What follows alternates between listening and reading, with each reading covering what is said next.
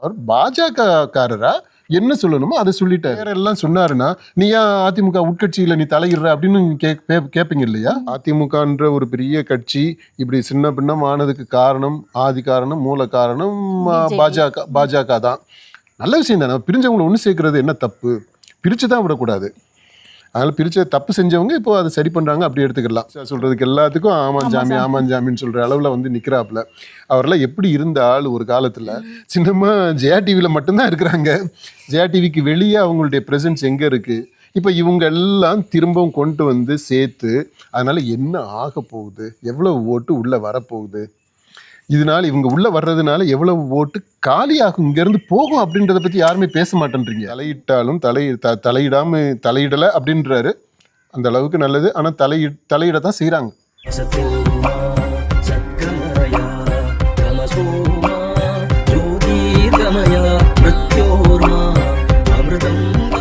அமித்ஷா பேசுறப்ப சொல்லியிருந்தாரு, தேசிய ஜனநாயக கூட்டணி வந்து ஜெயிக்கும், அதுல வந்து அதிமுகவை சேர்ந்தவர் தான் முதலமைச்சரா இருப்பாரு அப்படின்னு சொல்லியிருந்தாரு. எடப்பாடி பழனிசாமி பெயரை வந்து குறிப்பிடல.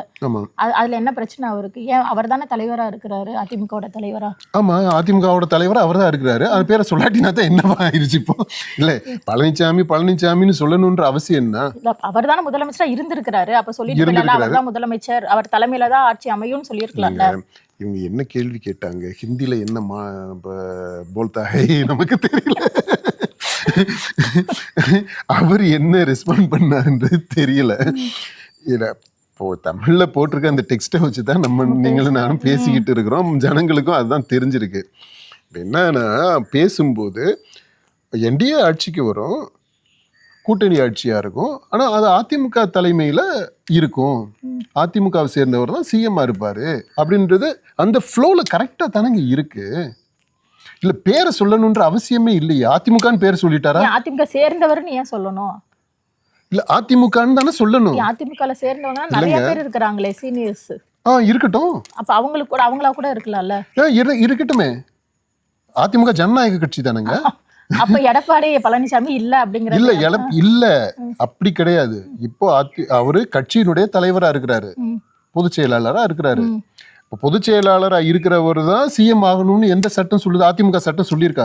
சட்டம் சொல்லல. அப்படி இல்ல. அப்ப என்னன்னா, அதிமுக சேர்ந்தவங்க தான் சிஎம் வரப்போறாங்க அப்படின்னு சொல்லிட்டாரு. அதோட அவருடைய வேலை முடிஞ்சிருச்சு. அப்ப கொளுத்தி போட்டிருக்கிறாரு. கொளுத்தி எல்லாம் போடலைங்க. அவரு சொன்னது தெளிவா சொல்லி இருக்கிறாரு. அவர் பாஜக காரரா என்ன சொல்லணுமோ அதை சொல்லிட்டாரு. இப்போ அதிமுக தான் சிஎம் அப்படின்னு சொல்லியாச்சா? இப்போ அதிமுக காரவங்களுடைய பிரச்சனை இது. பிரச்சனைனா நீங்க அவங்களுக்கு பிரச்சனை. இப்போ எடப்பாடி பழனிசாமி அப்படின்றது எல்லாருக்குமே தெரிஞ்ச விஷயம், அது அக்செப்டட். இல்ல அவர் இல்ல, இது மற்றவங்கெல்லாம் அதுக்கு போட்டியாளர்கள் மற்றவங்க இருக்கிறாங்க அப்படின்னா சரி, நீங்க ஜெயிச்ச பிற்பாடு எம்எல்ஏஸ் எல்லாம் சேர்ந்து யாரை எலெக்ட் பண்றாங்களோ அவங்க இருந்துட்டு போட்டோம். இதுல பிரச்சனைன்னு ஒன்றும் இல்லை. அவர் பேரை சொல்லணுன்ற அவசியம் கிடையாது. ஏன்னா அப்படி பேரெல்லாம் சொன்னாருன்னா நீ ஏன் அதிமுக உட்கட்சியில நீ தலையிடுற அப்படின்னு கேட்பீங்க இல்லையா? ஏன் எடப்பாடி பேரை பழனிசாமி பேரை சொன்னீங்க அப்படின்னு கேட்கவும் முடியும் இல்லையா? அதனாலதான் அவரு ரொம்ப டீசெண்டா பதில் சொல்லிட்டு போயிடுறாரு. இப்போ இந்த உட்கட்சின்னு சொன்னதுனால சொல்றேன், அவர்கிட்ட கேள்வி கேட்டிருக்க அந்த மாதிரி கட்சியை ஒன்றிணைக்கான வேலைகளை ஈடுபட்டிருக்கீங்களா பிரிஞ்சவங்களை அப்படின்னு சொன்னா அது ஏன் வேலை கிடையாது, உட்கட்சி விவகாரம், அது அவங்களே பேசி தீர்த்துப்பாங்க. நியாயமா சொல்ல போனா இந்த கட்சி அதிமுகன்ற ஒரு பெரிய கட்சி இப்படி சின்ன பின்னம் ஆனதுக்கு காரணம், ஆதி காரணம், மூல காரணம் பாஜக தான்.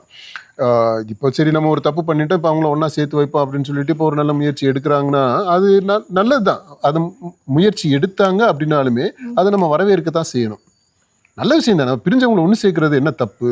பிரிச்சு தான் விடக்கூடாது. அதனால பிரிச்ச தப்பு செஞ்சவங்க இப்போ அதை சரி பண்றாங்க, அப்படி எடுத்துக்கலாம். ஆனா அமித்ஷா பொறுத்த மட்டும் இப்போ என்ன சொல்றாருன்னா, அவங்கள நாங்க ஒன்றும் டிஸ்டர்ப் பண்ணலைங்க, அது அவங்களுடைய உட்கட்சி விவகாரம், அவங்க பார்த்துக்கிட்டோம் அப்படின்றாரு. இப்போ அதிமுக கட்சின்னு எடுத்துக்கிட்டாலுமே இப்போ அதில் பிரிஞ்சு இருக்கிறவங்க யாரை சொல்லுவீங்க? ஓபிஎஸ் உள்ள வந்தாலும் வராட்டினாலும் பெருசாக மாற்றம் எதுவும் தாக்கம் எதுவும் இருக்க போகிறது கிடையாது. ஏன்னா அவருக்குன்ட்டு இப்போ ஃபாலோவர்ஸ் யாருமே இல்லை. வந்தா ஓகே, ஒரு முன்னாள் முதலமைச்சராக இருந்தவர் அப்படின்ற கோதாவில் அவருக்கு ஒரு மரியாதையான ஒரு இடம் கொடுக்கலாம், அவ்வளோதான். மற்றபடி ஓட்டு அப்படின்னு பார்த்தோம்னா அவரால் வரக்கூடிய ஓட்டுன்றது இல்லை. வேற யார் இருக்கிறா, தினகரன், டிடிவி தினகரன். அவர் கொஞ்சம் அதிமுக அபிமானிகள் கொஞ்சம் பேரை எடுத்துட்டு அவர் தனி கட்சியை ஆரம்பிச்சு பாவம் இப்போ ரொம்ப பின்பாட்டு பாடுற அளவில் வந்து நிற்கிறாரு. பாஜகவுக்கு அமித்ஷா சொல்றதுக்கு எல்லாத்துக்கும் ஆமாஞ்சாமின்னு சொல்ற அளவில் வந்து நிற்கிறாப்புல. அவரெல்லாம் எப்படி இருந்த ஆள் ஒரு காலத்துல இல்லை, அவருடைய ப்ரெஸ் மீட் அட்டன் பண்றதுக்குன்ட்டே ஆட்கள் வருவாங்க, அதை வேடிக்கை பார்க்கறதுக்குன்ட்டே பொதுஜனங்களும் வருவாங்க. ரொம்ப இன்ட்ரெஸ்டிங்காக இருக்கும், அவ்வளவு ஜாலியாக இருக்கும். இன்னைக்கு பாருங்க அவருடைய ப்ரெஸ் மீட் எல்லாம் எப்படி ஒரு சொரத்து இல்லாமல் உயிர் இல்லாமல் ஏதோ நானும் இருக்கேன் அப்படின்ற அளவில் இருக்கிறாப்புல. ஸோ அதனால அவர் கட்சி அப்படி போயிருச்சு. அதனால சின்னம்மா வந்து ஜெயா டிவியில் மட்டும்தான் இருக்கிறாங்க. ஜெயா டிவிக்கு வெளியே அவங்களுடைய ப்ரெசன்ஸ் எங்கே இருக்குது? அவங்களுமே நீங்கள் பாருங்கள், அந்த பரப்பன அக்ரஹாரிலேருந்து வரும்போது விடுதலையாகி அந்த டேர்ம் முடிச்சுட்டு ஜெயில் டேர்ம் முடிச்சுட்டு வரும்போது அங்கேருந்து சென்னை வரைக்குங்க அப்படி கூட்டம், அவ்வளவு கூட்டம்.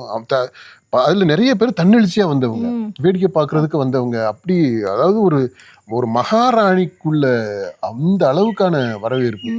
ஜெயலலிதாவுக்கு ஈக்குவலா ஒரு சொல்லப்போனா அவங்கள விட அதிகமாகவே கூட கூட்டம் இதில் வந்துச்சு. ஆனால் இப்போ எங்கே இருக்காங்க பாருங்களேன் அவங்க சசிகலா. எப்போ அந்த ஜெயா டிவியில் ஸ்டேட்மெண்ட் விட்டுக்கிட்டு இருக்கிறாங்க. ஜெயா டிவி அது டிஆர்பி என்ன அப்பப்ப வெளியே வரப்ப பேட்டி கொடுக்குறாங்க. நம்ம ஏதோ பார்க்குறாங்க கொள்றாங்க, அந்த அளவுக்கு ஆகி போயிடுச்சு. இப்போ இவங்க எல்லாம் திரும்பவும் கொண்டு வந்து சேர்த்து அதனால என்ன ஆக போகுது, எவ்வளவு ஓட்டு உள்ள வரப்போகுது, இதனால இவங்க உள்ள வர்றதுனால எவ்வளவு ஓட்டு காலியாகும், இங்கேருந்து போகும் அப்படின்றத பற்றி யாருமே பேச மாட்டேன்றீங்க. இப்போ இவர் நம்ம ஓபிஎஸ், தினகரன், சசிகலா இவங்க 3 பேருமே ஒரே சமுதாயம், முக்குலத்தோர். இப்போ இந்த முக்குலத்தோர் 3 பேரும் திரும்ப அதிமுகவுக்குள்ள வர்றாங்கன்னு வச்சுக்கிருவோம். முக்குலத்தோர் ஆதிக்கும் முன்னாடி ஒரு காலத்துல இருந்தது மாதிரி திரும்பவும் அவங்க கை ஓங்குச்சுன்னா மற்ற ஜாதிகாரங்களாம் சும்மா இருப்பாங்களா? கவுண்டர் சும்மா இருப்பாங்களா? இல்ல, அது பேலன்ஸை வந்து ஸ்ட்ரைக் பண்ணிக்கிட்டே இருந்தாங்க. ஜெயலலிதான்னு ஒரு ஆளுமை இருந்ததுனால இந்த ஜாதின்றது மேல வரல, ஆனா உள்ளேயே இருந்துச்சு. அதை கொஞ்சம் அப்படி ஒரு மாதிரி பேலன்ஸ் பண்ணிட்டு இருந்துச்சு அந்த அம்மா. அவங்க போன பிற்பாடு இப்போ என்ன பண்ண முடியும்? இப்போ சாதாரணமாக சொல்கிறாங்க இல்லையா, இது வந்து அதிமுக வந்து கவுண்டர் கட்சி ஆயிடுச்சுன்றான். இப்போ அந்த பிம்பத்தில் இருந்து வெளியில் கொண்டு வரணும், அதுக்கு முயற்சிகள்லாம் பண்ணிட்டு இருக்கிறாரு எடப்பாடி. அந்த பழனிசாமிக்கு எஃபர்ட்ஸ் எல்லாமே எடுத்துக்கிட்டு இருக்கிறாப்புல, அது குறையாவெல்லாம் சொல்ல முடியாது. அது மாதிரி முக்குலத்தோர்லேயுமே நிறைய பேர், ஆல்மோஸ்ட் மெஜாரிட்டி இவர் அஃபிஷியல் அதிமுகவுக்கு வந்துட்டாங்க. இப்போ அந்த மாதிரி தான் நிலைமை. இதில் இப்போ இவர் தலையிட்டாலும் தலையிடலை அப்படின்றாரு, அந்த அளவுக்கு நல்லது. ஆனால் தலையிட தான் செய்கிறாங்க, அது உண்மை. இன்னைக்கு இப்போ சூழ்நிலையில் அடக்கி வாசிக்க சொல்லியிருக்கிறாங்க. அதாவது நம்ம ஓபிஎஸ்ஸையும் தினகரனையும் இருங்கப்பா, இப்போ அவசரப்பட வேண்டாம், அப்புறம் பின்னால் பார்த்துக்கலாம் அப்படின்னு சொல்லியிருக்கிறாரு அமித்ஷா. அவங்ககிட்ட சொல்லியிருக்கிறாரு, அதனால அமைதியாக இருக்கிறாங்க. அதில் இது வந்து அவருக்கு வசதியாக போயிடுச்சு, அது உட்கட்சி பிரச்சனை, அவங்க பார்த்துக்குவாங்க அப்படின்ட்டு இப்போதைக்கு பதிலாக சொல்லியிருக்கிறார்.